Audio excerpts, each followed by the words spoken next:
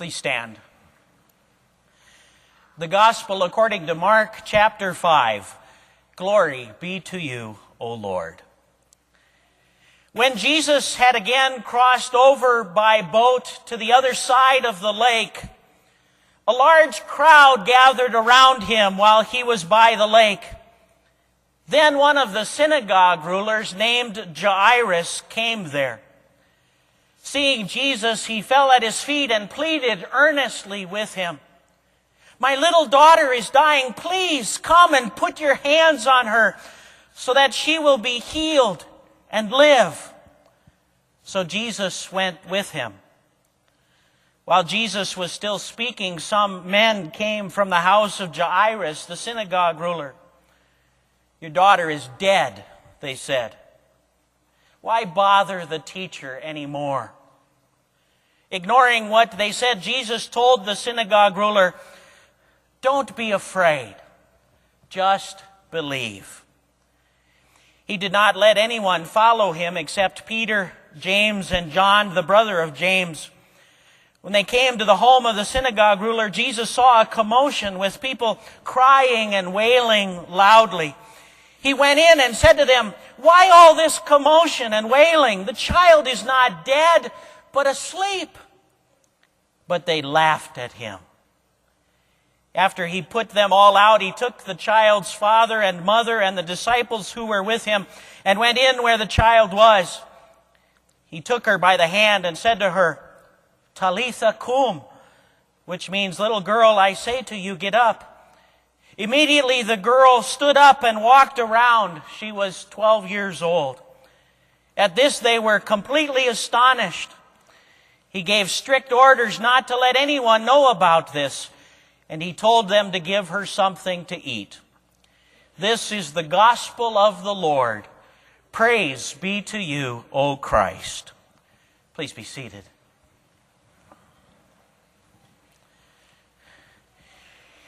In the name of our Savior, Jesus Christ, our strength and our salvation, my dear friends, you know what Jairus was going through, don't you?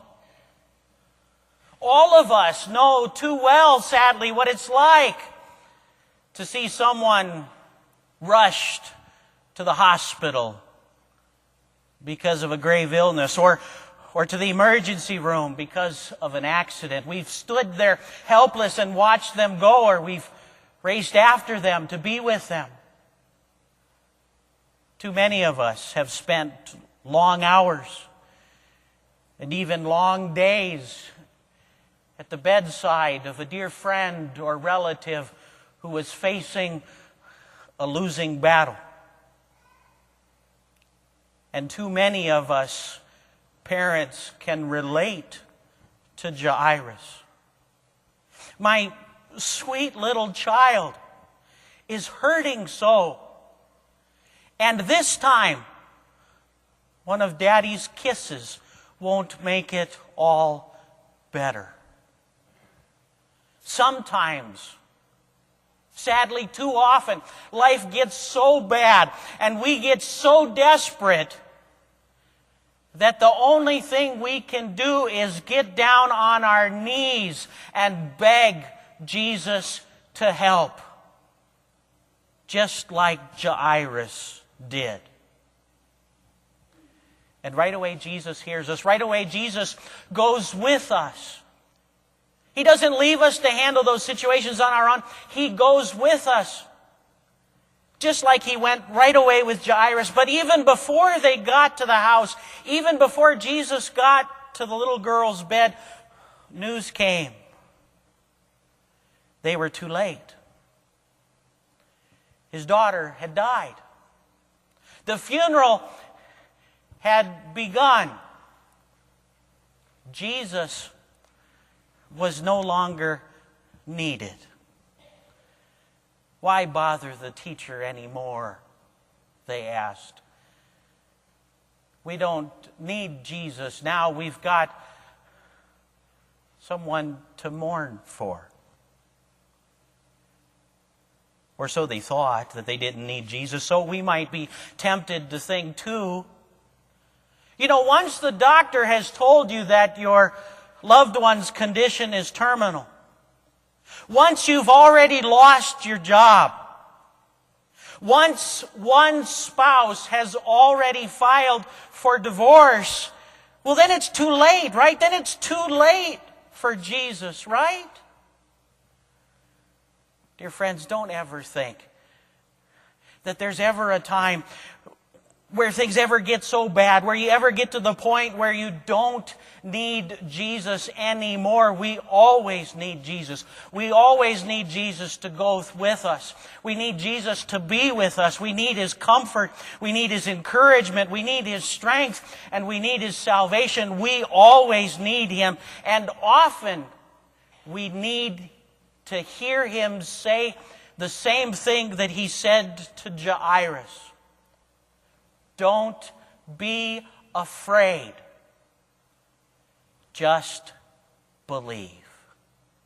Don't be afraid, just believe, because when things look pretty desperate or really bad or beyond hope for us, that does not at all mean that those things are beyond Jesus, beyond His loving concern or beyond His almighty power. Don't be afraid, just believe.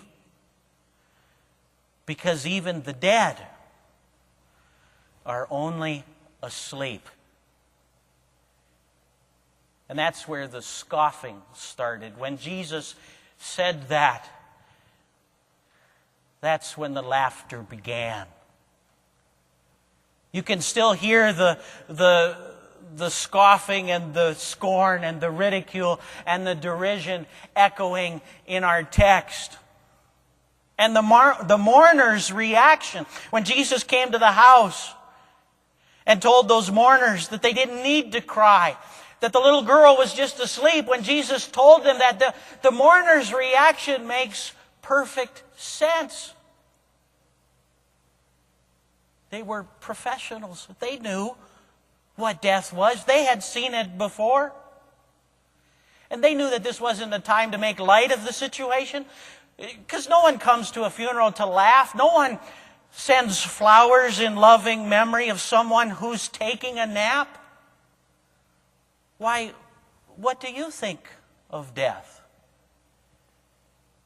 Is there anything in this life that seems more final than closing the lid of a coffin or cremating a body or placing a headstone over a grave?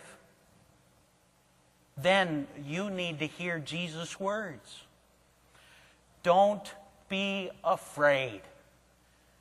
Just believe. Don't be afraid, just believe, because Jesus will not concede this event to the grave digger or the monument maker. Haven't you heard Jesus asks us in Luke chapter 20 that the Lord said to Moses, I am the God of Abraham, the God of Isaac, the God of Jacob. God is not the God of the dead, but the God of the living, for to Him all are alive.